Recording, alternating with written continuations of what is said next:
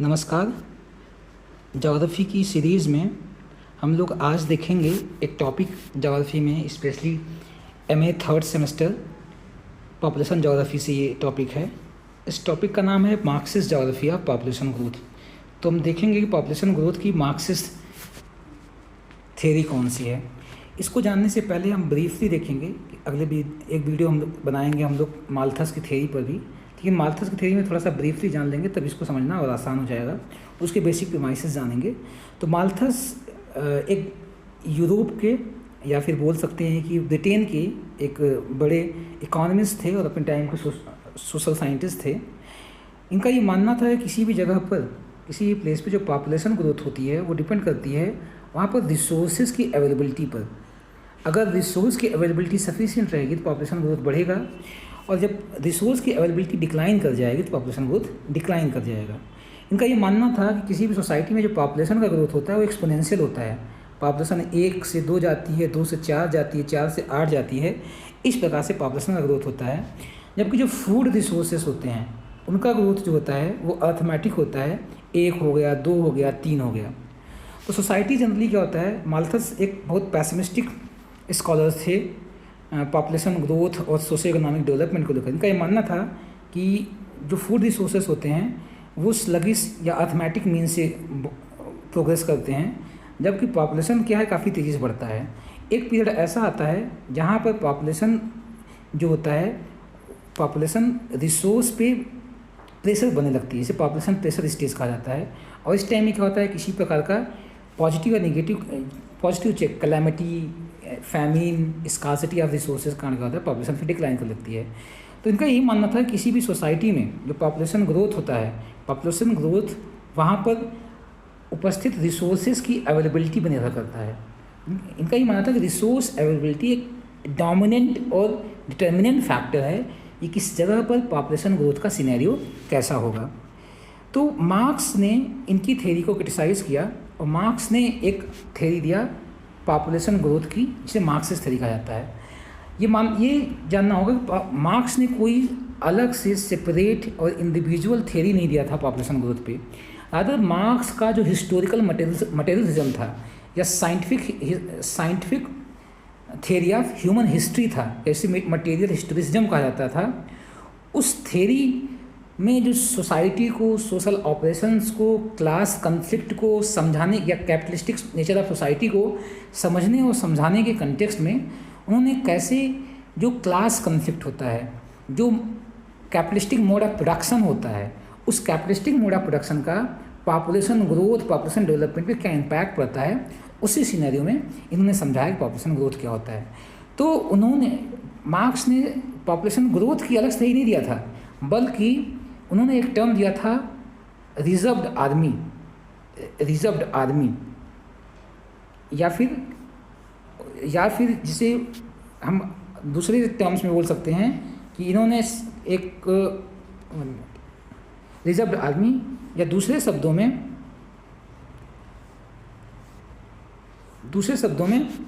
Surplus population का concept दिया था। इसी चीज़ को ये समझाना चाहते थे कि किसी भी सोसाइटी में रिजर्व्ड आर्मी कैसे क्रिएट होती है, या किसी कैपिटलिस्टिक सोसाइटी में रिजर्व्ड आर्मी कैसे क्रिएट करती है, सरप्लस पॉपुलेशन जिसको कहा वो कैसे क्रिएट होता है।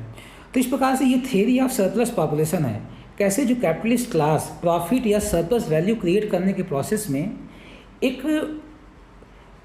मास क्रिएट करता है, पॉपुलेशन का मास क्रिएट करता है जो रिजर्व्ड होती है, जो अंडर एम्प्लॉयड होती है या फिर अनएम्प्लॉयड होती है।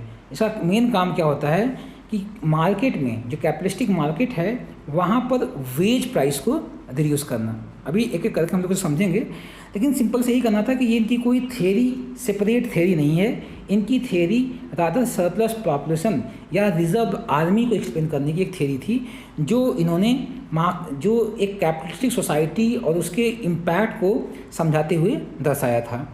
तो इस प्रकार से इनकी थ्योरी एक सरप्लस पॉपुलेशन की थ्योरी है, और इन्होंने माल्थुसियन थ्योरी का क्रिटिसाइज़ किया।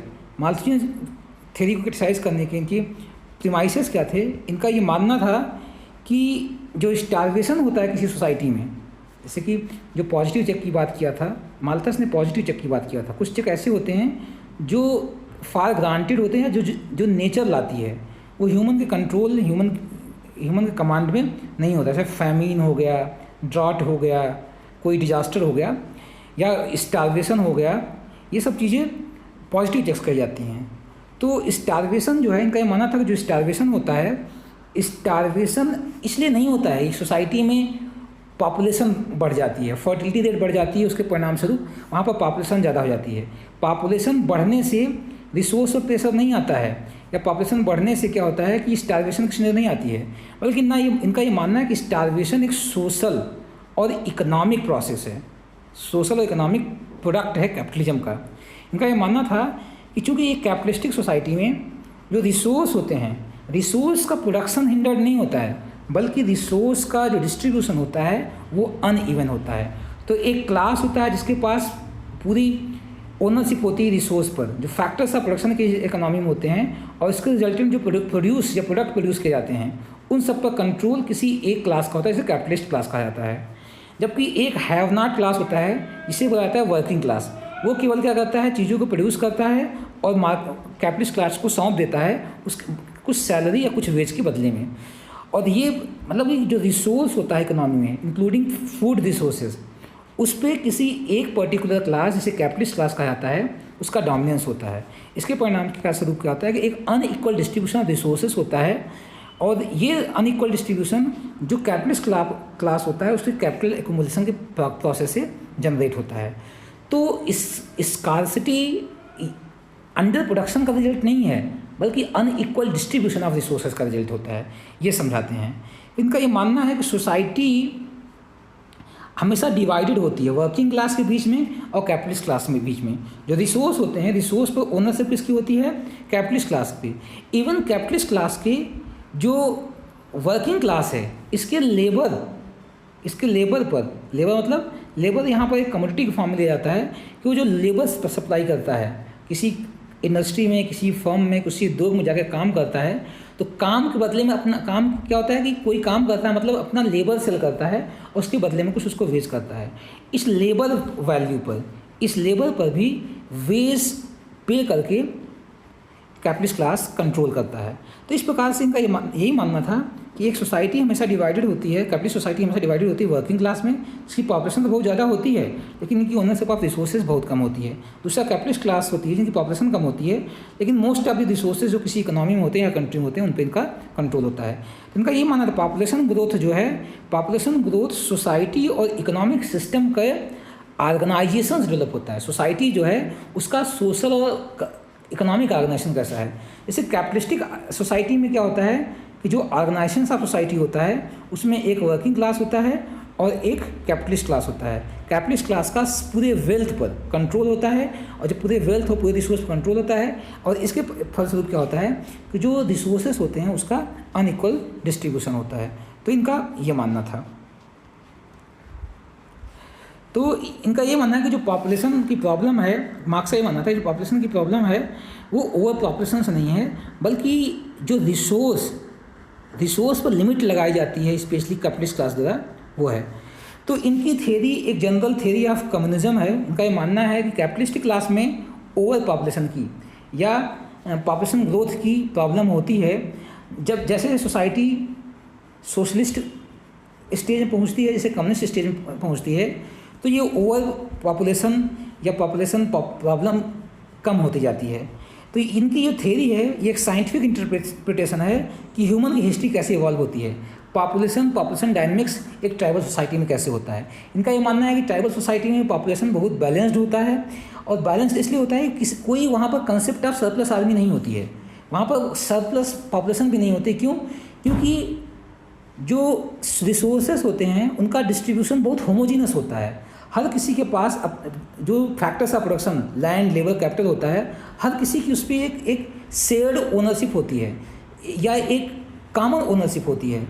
ये फैक्टर्स ऑफ प्रोडक्शन किसी पर्टिकुलर क्लास या पर्टिकुलर ग्रुप ऑफ पीपल के कंट्रोल में नहीं होता है, बल्कि ये पब्लिक गुड होती हैं। जितनी भी प्रॉपर्टीज होती हैं ये पब्लिक गुड होती हैं, क्योंकि पॉपुलेशन इतनी ज़्यादा होती नहीं है, और इन फैक्टर्स ऑफ प्रोडक्शन पे सबकी एक्सेसिबिलिटी होती है, सबको यहाँ पर एक्सेस कर पाता है। तो वही है कि जैसे शुरुआत में कम्युनिस्ट प्रिमिटिव कम्युनिज्म वाला, ये ट्राइबल सोसाइटी प्रिमिटिव कम्युनिज्म का स्टेज होता है, जहाँ पर चूँकि पॉपुलेशन कम होती है इसलिए फैक्टर ऑफ प्रोडक्शन में कोई स्पेशलाइजेशन नहीं होता है, किसी एक पर्टिकुलर ग्रुप का कोई कंट्रोल नहीं होता है, इसलिए अबंडेंस ऑफ रिसोर्सेस होता है, तो पॉपुलेशन ग्रोथ बैलेंस रहता है।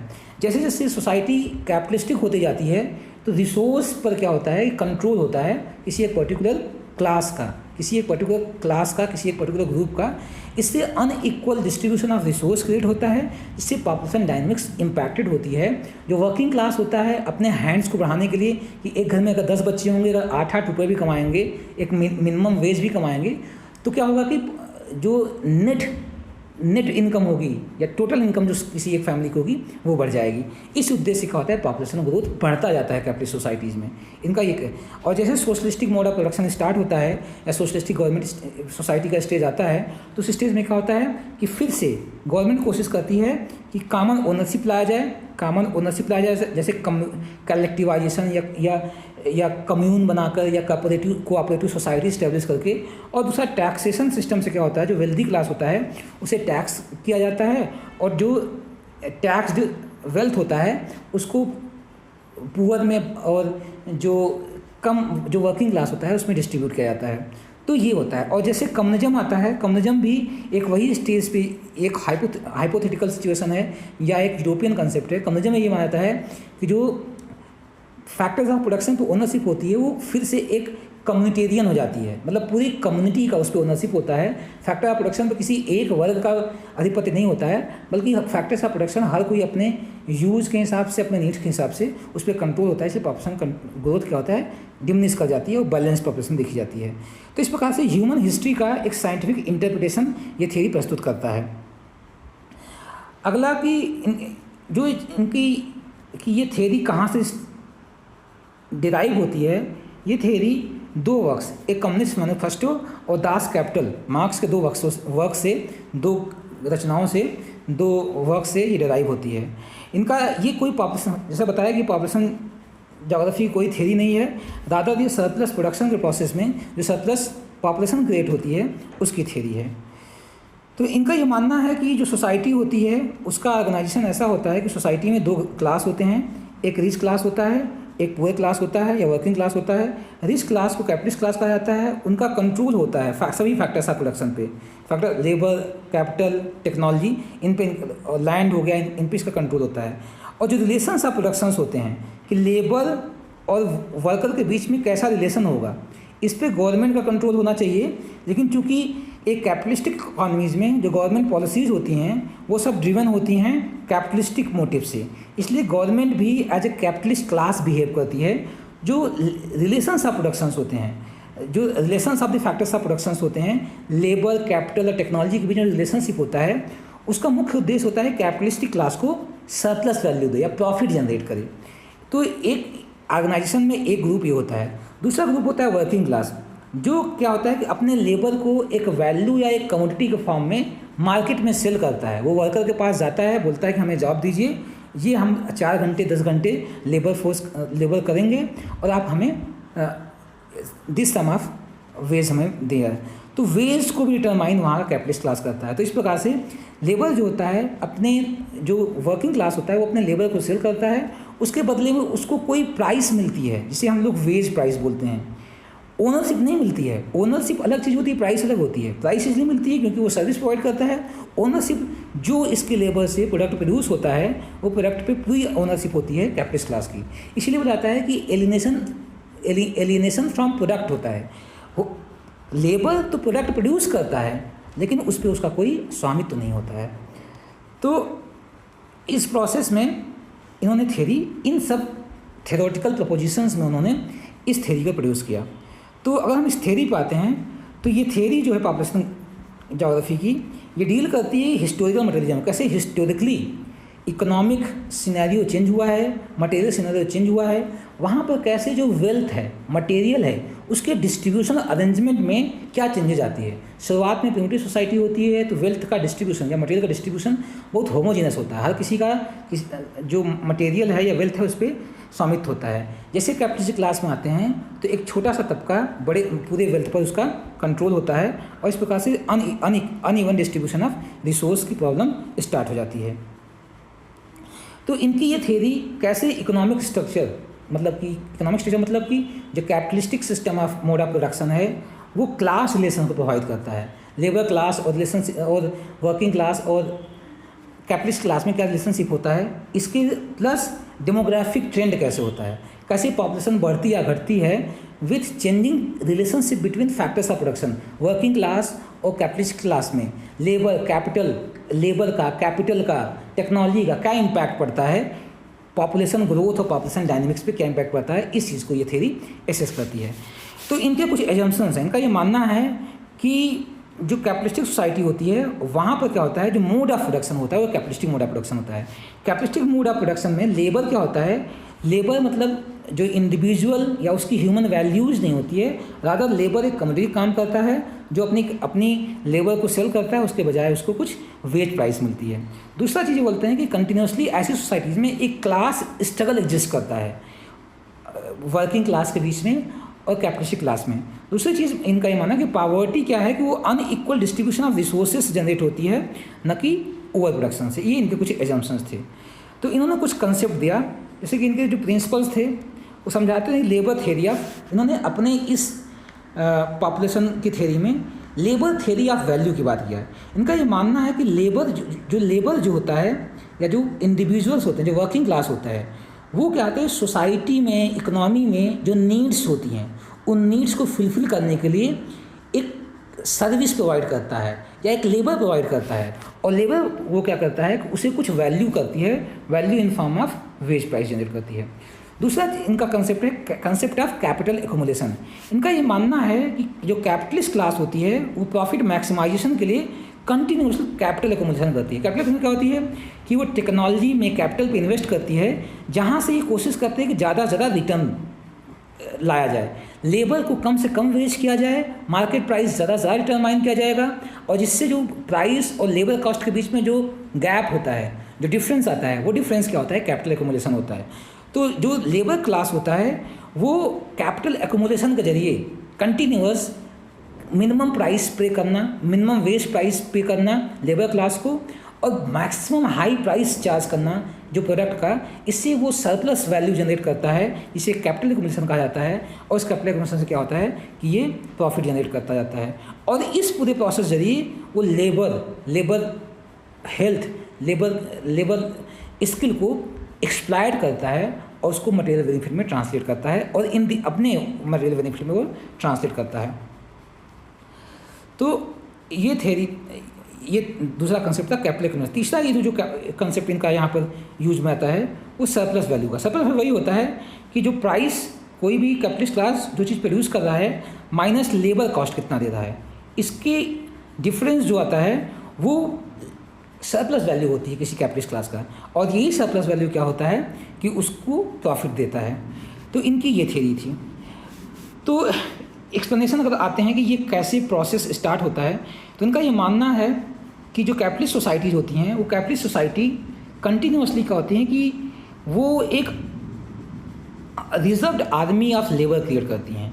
रिजर्व्ड आर्मी ऑफ लेबर क्या होता है कि ये कुछ अनएम्प्लॉयड या अंडर एम्प्लॉयड वर्क फोर्स होता है। इस वर्क फोर्स को इसलिए जनरेट करते हैं ताकि वेजेस को सप्रेस किया जाए। एग्जांपल के लिए किसी इकोनॉमी में मान लेते हैं कि लेबर एम्प्लॉयड हैं, उस इकोनॉमी में टेक्नोलॉजी क्या करती है, टेक्नोलॉजी कुछ लेबर को, मान लीजिए वहाँ पर 100 लेबर हैं, 100 लेबर एम्प्लॉयड हैं, टेक्नोलॉजी को इंट्रोड्यूस करने के बाद 50 लेबर प्लस एक टेक्नोलॉजी से काम कर रही है।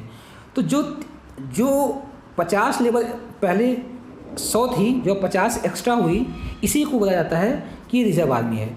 इस रिजर्व आर्मी का उपयोग क्या करती है कैपिटलिस्ट क्लास, इस रिजर्व आर्मी का उपयोग करती है कि वेज प्राइसेस को रिड्यूस किया जाए। फॉर एग्जांपल अगर अगले 1 यूनिट ऑफ लेबर की अगर जरूरत पड़ेगी, इनके पास ऑलरेडी एक पूल है 50 आदमी का, 50 लेबर्स का, तो 50 लेबर क्या करेंगे कि एक दूसरे से कम्पीट करें कि हम कितने से कितने कम वेज पर इस इंडस्ट्री में एम्प्लॉयमेंट पा जाएँ। तो ये एक प्रोसेस होता है। जो कैपिटलिस्ट क्लास होता है कंटिन्यूसली टेक्नोलॉजी का यूज करके एक रिजर्व आर्मी क्रिएट करती है, और ये रिजर्व आर्मी क्या करती है कि एक कॉम्पिटिटिव लेबर मार्केट क्रिएट करती है, जहाँ पर हर व्यक्ति अपने लेबर को कम से कम प्राइस में बेचने के लिए रेडी हो जाता है। और इससे क्या होता है कि क्लास पे, लेबर ग्रुप पर कैपिटलिस्ट क्लास का कंट्रोल होता है। तो ये इन्होंने बताया कि ये रिजर्व्ड आर्मी क्या होती है, यही रिजर्व्ड आर्मी ओवर पॉपुलेशन कही जाती है। ओवर पॉपुलेशन रिजर्व आर्मी, इसी रिजर्व आर्मी को ओवर पॉपुलेशन का सिनेरियो दर्शाया जाता है। अगला इनका ये मानना था कि जो कैपिटलिस्ट क्लास होती है वो सिस्टमैटिकली मार्केट में वेज सप्रेशन करती है। वेज सप्रेशन से मतलब क्या है कि वो सरप्लस आदमी का, सरप्लस लेबर का यूज कर करके, क्योंकि 50 सरप्लस लेबर हो गए, अगर एक जॉब की ज़रूरत है, ऑलरेडी 50 की कंटिजेंसी है या एक इन्वेंट्री है, तो 50 लेबर्स बहुत कम्पिटिटिव तरीके से एक्ट करेंगे और मिनिमम पे पर ही वेज अपना लेबर देने के लिए रेडी हो जाएंगे। तो इस तरीके से वेज सप्रेशन स्टार्ट हो जाती है। वेज सप्रेशन क्या होता है कि फिर कैपिटलिस्ट क्लास को वेज के लिए, किसी लेबर को डिप्लॉय करने के लिए या उसको एम्प्लॉयमेंट देने के लिए ज़्यादा प्राइस पे नहीं करनी पड़ती है, और इससे क्या होता है, उनका सरप्लस लेबर, जो सरप्लस वैल्यू होती है, जो प्रॉफिट होती है, वो और बढ़ती जाती है। ठीक, तो अगला इनका ये मानना था कि जो इंडस्ट्रियल क्लास होता है या जो कैपिटलिस्ट क्लास होता है, इनका मोटिव होता है कि कितना ज़्यादा से ज़्यादा प्रॉफिट अचीव कर लिया जाए। तो ज़्यादा से ज़्यादा प्रॉफिट अचीव करने के लिए क्या करते हैं, ये ओवर प्रोडक्शन करते हैं। सटी में ओवर प्रोडक्शन कैसे होता है कि एक ही टाइम पे खूब लेबर एम्प्लॉय कर दिए। जब क्या कि अगर 100 लेबर है, 50 लेबर सरप्लस में है, तो कम ही हो सकता है कि जो अगर पहले जब टेक्नोलॉजी का यूज़ नहीं हुआ था तब 100 लेबर 10-10 रुपये चार्ज कर रहे थे। क्योंकि 50 लेबर अब रिजर्व आर्मी के फॉर्म में हैं, तो ये 50 लेबर क्या करेंगे कि अपनी प्राइस कम चार्ज करेंगे। हो सकता है 8 रुपये में ही अपनी लेबर देने के लिए तैयार हों। इस केस में क्या होता है कि ढेर सारे लेबर को टेक्नोलॉजी का यूज़ करके ये इंडस्ट्रीज़ क्या करती हैं कि ओवर प्रोडक्शन करती हैं। ओवर प्रोडक्शन से क्या होता है, फिर मार्केट स्लम्प कर जाता है, क्योंकि जो वर्किंग क्लास है वही परचेजिंग क्लास भी होगा। उनकी चूँकि प्राइस, उनको जो वेज मिल रही थी, वेज रिड्यूस हो गया, तो इस वेज रिडक्शन के फलस्वरूप क्या होता है कि वो उनकी परचेजिंग पावर कम हो जाती है, वो चीज़ों को कम परचेज करने लगते हैं। इस प्रकार से ओवर प्रोडक्शन से इकोनॉमिक क्राइसिस स्टार्ट हो जाती है और साइक्लिक डाउन टर्न स्टार्ट हो जाता है। तो इस पूरे प्रोसेस में ये देखा जाता है कि जो कैपिटलिस्ट क्लास है वो कंटिन्यूसली क्या करता है, जो लेबर क्लास होता है या वर्किंग क्लास होता है उसका एक्सप्लॉयटेशन करता है और उसको एलिमिनेट करता है प्रोडक्शन प्रोसेस से। अब जो लेबर पहले जो प्री मॉडर्न सोसाइटी या प्री कैपिटलिस्ट सोसाइटी में जो लेबर किसी भी चीज़ को प्रोड्यूस करता था, तो पूरे प्रोडक्शन प्रोसेस पे उसका कंट्रोल हुआ करता था, इसलिए प्रोडक्ट में अपने आप को आइडेंटिफाई करता था। जैसे अगर हम बात करते हैं कास्ट, पहले कास्ट का एक फंक्शन असाइन था, तो उसी फंक्शन के बेसिस पे कास्ट जो था, उसी फंक्शन के बेसिस पे कास्ट का नाम हुआ करता था। जैसे लोहार हो गया, लोहे का काम करना, सोनार हो गया, सोने का काम करना। तो जो इंडिविजुअल सोसाइटीज़ की आइडेंटिटीज़ उसके प्रोडक्शन प्रोसेस से डिटरमाइन हुआ करती थी। लेकिन जो कैपिटलिस्टिक मोड ऑफ प्रोडक्शन हुआ, तो जो पूरे प्रोडक्शन प्रोसेस में जो कुछ प्रोडक्ट प्रोड्यूस हुआ, उस प्रोडक्ट प्रोड्यूस होने में लेबर एक कम्युनिटी केवल थी। इंडिविजुअल सोशली, कल्चरली, साइकोलॉजी उसमें इन्वॉल्व नहीं था। रादर, और अगर इन्वॉल्व भी था तो उसकी उस प्रोडक्ट पे कोई ओनरशिप नहीं है। उस प्रोडक्ट पे ओनरशिप किसकी होगी, केवल कैपिटलिस्ट क्लास की ओनरशिप होगी। तो इस प्रकार से जो वर्किंग क्लास होता है वो systematically capitalistic mode of production में अपने प्रोडक्शन प्रोसेस से या प्रोडक्ट के ओनरशिप से एलिनेट हो जाता है। वो अपने आप को प्रोडक्ट या प्रोडक्ट के प्रोसेस से एसोसिएट नहीं करता, बस वो मेयरली क्या करता है, अपनी सर्विस सेल करता है और सर्विस के बदले एक मिनिमम वेज लेता है, ताकि अपने आप को पॉवर्टी से ऊपर उठा सके, अपने जो बेसिक नीड्स हैं उसको फुलफिल कर सके। तो ये एक बैकग्राउंड था। इस बैकग्राउंड में उन्होंने बात किया कि जो कैपिटलिस्टिक सोसाइटीज होती हैं वहाँ पर प्रॉब्लम होता है कि एक सरप्लस लेबर क्रिएट होता है। सरप्लस लेबर कैसे क्रिएट होता है, तो उन्होंने बताया कि एक विशियस साइकिल चलती है। क्योंकि जो रिजर्व्ड आर्मी क्रिएट की गई या रिजर्व्ड लेबर क्रिएट किया गया, इसके जरिए हमने लास्ट में देखा कि कैपिटलिस्ट क्लास रियल वेज में डिक्लाइन जाता है, तो उनसे रियल वेज कम पे करना होता है। जब क्या होता है कि एक फैमिली में 2 लोग हैं और उन्हें 10-10 रुपये पहले मिला करता था और अब 8 ही 8 रुपये होता है, 8 ही 8 रुपये वेज, क्योंकि रियल वेज डिक्लाइन कर गया। तो फैमिली की टेंडेंसी, जो वर्किंग क्लास की टेंडेंसी ये होगी कि हम नंबर ऑफ फैमिली मेम्बर्स बढ़ाएं।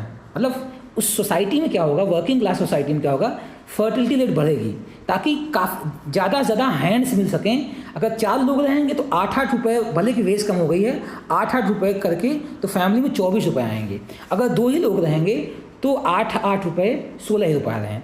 तो जब किसी भी इकोनॉमी में, मार्क्स का ये मानना था कि एक इकोनॉमी में जब रियल वेजेस डिक्लाइन करती हैं तो क्या होता है कि ह्यूमन हैंड्स में इंक्रीज आता है। ह्यूमन हैंड्स मतलब होता है कि फर्टिलिटी रेट में इंक्रीज आता है। फर्टिलिटी रेट में इंक्रीज आई, ऑलरेडी सरप्लस आर्मी थी, जब पॉपुलेशन और बढ़ जाएगी तो सरप्लस आर्मी और बढ़ गई। इसके फलस्वरूप क्या होगा कि जो रियल वेज है उसमें फिर से डिक्लाइन आएगा। जब रियल वेज में फिर से डिक्लाइन होगा तो पर कैपिटा इनकम जो है, जो वेज के जो लेबर के बदौलत वेज मिल रहा है, उसके जनरेटेड जो इनकम होगी इंडिविजुअल के पास वो कम हो जाएगी। इससे सोसाइटी पावर्टी में जाएगा। जब सोसाइटी पावर्टी में जाएगा फिर ज़रूरत पड़ेगी कि अभी 4 लोग थे, अगर 8 लोग हो जाते तो 8 से 64 रुपये मिलने लगता, तो 64 रुपये हो जाएगा। तो इसलिए फिर से पॉपुलेशन ग्रोथ आएगा, और पॉपुलेशन ग्रोथ से ऐसे कंटिन्यूसली क्या होता है कि लेबर सरप्लस जनरेट हो जाता है। इस पूरे प्रोसेस में एक चीज़ इंपॉर्टेंट होती है कैपिटलिस्ट क्लास के लिए कि कैसे हम वेज प्राइस को या रियल वेज को रिड्यूस करते जाएं ताकि हमारा सरप्लस वैल्यू, हमारा प्रॉफिट जनरेट होता जाए। और इस पूरे प्रॉफिट जनरेशन के प्रोसेस में जो लेबर क्लास होता है, जो वर्किंग क्लास होता है, वो ओवर पॉपुलेशन क्रिएट करता जाता है। वो वहाँ फर्टिलिटी बढ़ती जाती है, पॉपुलेशन लेबर क्लास से बढ़ती जाती है। कैपिटलिस्ट क्लास के लिए जब एक कैपिटलिस्ट क्लास क्या होता है, वो फर्क करता है कि कम से कम पॉपुलेशन रहे ताकि जो डिस्ट्रीब्यूशन ऑफ वेल्थ हो उस पर ओनरशिप, अगर किसी एक कैपिटलिस्ट के घर में 4 बच्चे हो गए तो ओनरशिप क्या होगी, 4 लोग के बीच में बटेगी, तो जो पर हेड ओनरशिप आएगी वो रिड्यूस हो जाएगी। इसलिए कैपिटलिस्ट क्लास में टेंडेंसी होती है ये फैमिली प्लानिंग पर ज़्यादा फोकस करते हैं। फर्टिलिटी रेट कैपिटलिस्ट क्लास में कम होती है, जबकि वर्किंग क्लास को ज़्यादा से ज़्यादा हैंड की जरूरत होती है ताकि ज़्यादा से ज़्यादा सोर्सेस ऑफ इनकम बढ़ सकें। इसलिए जो वर्किंग क्लास होता है वहाँ पर पॉपुलेशन बढ़ती है और कैपिटलिस्ट क्लास में पॉपुलेशन बढ़ती नहीं है। तो ये थ्योरी थी इनकी, कैसे किसी एक कैपिटलिस्टिक इकोनॉमी में कैसे पॉपुलेशन का ग्रोथ होता है। तो इनका ये मानना है कि जो एम्प्लॉयर्स होते हैं वो लेबर को एक्सप्लॉइट करते हैं ताकि सरप्लस प्रोड्यूस किया जा सके।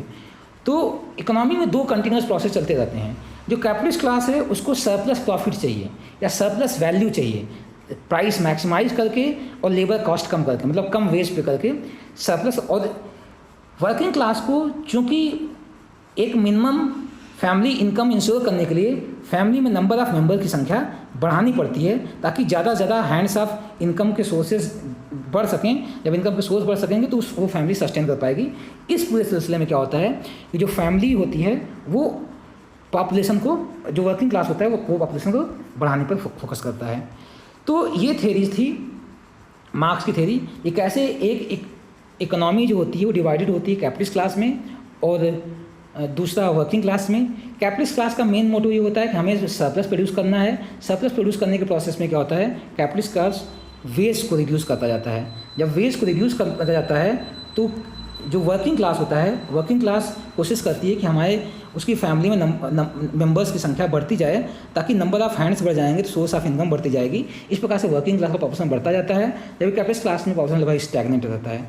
तो अगर मार्क्स की थ्योरी का अगर हम प्रिसीजन देखें कि इनकी प्रॉब्लम क्या है मार्क्स की थ्योरी का, तो मार्क्स की थ्योरी ओवर सिंपलिस्टिक है।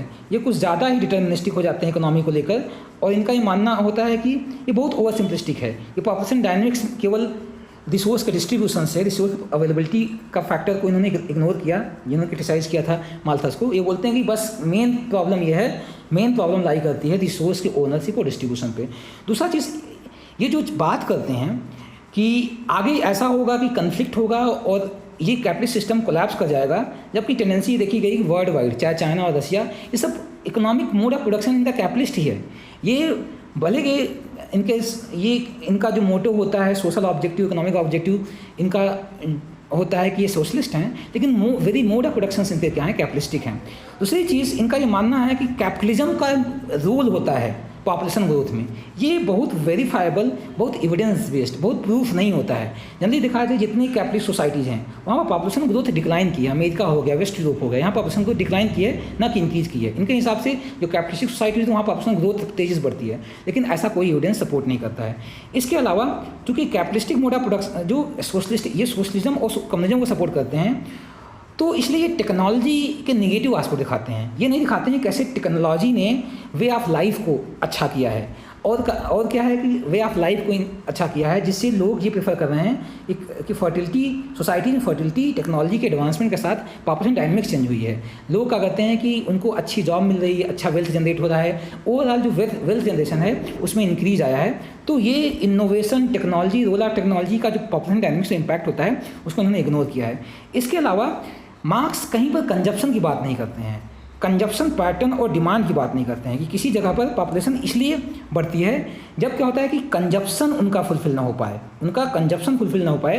तो कंजप्शन को बढ़ाने के लिए वो फैमिली मेम्बर की संख्या बढ़ाते हैं। अगर सोसाइटी में इकोनॉमिक प्रोडक्शन ऐसा हो रहा है, उनको अच्छी इनकम मिल रही है, अच्छा हेल्थ एजुकेशन की सुविधाएँ हो रही हैं, जो नीड्स हैं उनकी अगर फुलफिल हो रही है, तो पॉपुलेशन ग्रोथ पर वो कंट्रोल करते हैं, क्योंकि वो अपने आगे आने वाली पीढ़ी को अच्छी लाइफ स्टाइल देने की प्रयास करते हैं। तो इस प्रकार के मार्क्स की थ्योरी के इस प्रीमाइस से बेस्ड था कि सोसाइटी में दो ग्रुप होते हैं, एक कैपिटलिस्ट ग्रुप होता है, दूसरा वर्किंग ग्रुप होता है। कैपिटलिस्ट ग्रुप हमेशा कोशिश करता है कि वो सरप्लस वैल्यू जिसे प्रॉफिट कहा जाता है उसको मैक्सिमाइज करे, और वेज मैक्सिमाइज करने में या फैमिली इनकम इंक्रीज करने के कंटेक्स्ट में वर्किंग क्लास क्या करता है, वहाँ पर फर्टिलिटी रेट ज़्यादा होती है और नंबर ऑफ़ मेंबर्स इन पर फैमिली बढ़ाने की कोशिश ज़्यादा करता है, इसलिए पॉपुलेशन ग्रोथ होती है। तो ये मार्क्स की थ्योरी थी। अगली क्लास में हम लोग एक लेक्चर हम लोग देखेंगे, माल्थस को भी समझेंगे कि माल्थस की थ्योरी ओवरऑल होलिस्टिक थ्योरी क्या थी, उसके बारे में भी नज़र डालेंगे एक अगले वीडियो में। Thank you.